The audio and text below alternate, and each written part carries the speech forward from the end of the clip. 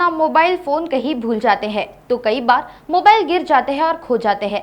इस संबंध में Khopoli police station में वर्ष 2023 से 2024 के बीच दर्ज मोबाइल फोन गुम होने की शिकायतों की एक बार फिर समीक्षा की गई और एक व्यापक अभियान चलाया गया। इस अभियान में ऐसे गुम हुए मोबाइल फोन को फिर से खोजा गया और खोपोली पुलिस ने उन्हें मूल मालिकों को वापस कर दिए। महाराष्ट्र के विभिन्न जिलों के अलग अलग स्थानों से लगभग 50 मोबाइल फोन बरामद करने में सफलता हासिल की है। बरामद मोबाइल फोन की कुल कीमत 8,50,000 रुपए है और उक्त मोबाइल फोन आज खोपोली पुलिस स्टेशन की ओर से रायगढ़ जिला पुलिस अधीक्षक की उपस्थिति में लापता मोबाइल फोन के मूल मालिकों को वापस कर दिए गए।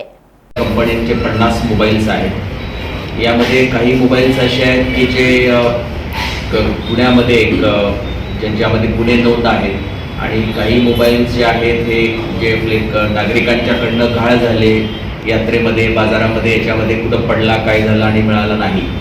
तरी मोबाईल जे आहेत या आमच्या खोपोलीच्या टीमनी आणि विशेषतः पोलीस कॉन्स्टेबल राठोड आणि देवकाते आणि त्यांना नियंत्रित करणारे श्री PSI बरांबळे आणि सिनियर PI राऊत यांनी हे 50 मोबाईल जे आहेत हे टेक्निकल ॲनालिसिस करून प्राप्त केलेले आहेत। आपल्याला कल्पना आहे की आपला मोबाईल हा प्रत्येकाला जीव की प्राण असतो आणि तो मोबाईल हरवल्यानंतर माणूस हा हतबल होतो।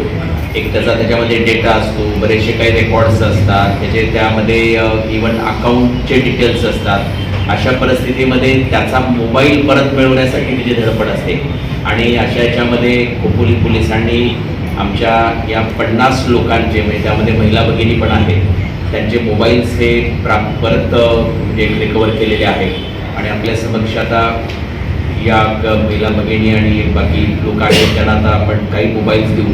हे 50 मोबाईल जे आहेत हे आपण टेक्निकल ॲनालिसिस करून आपण प्राप्त केलेले आहेत।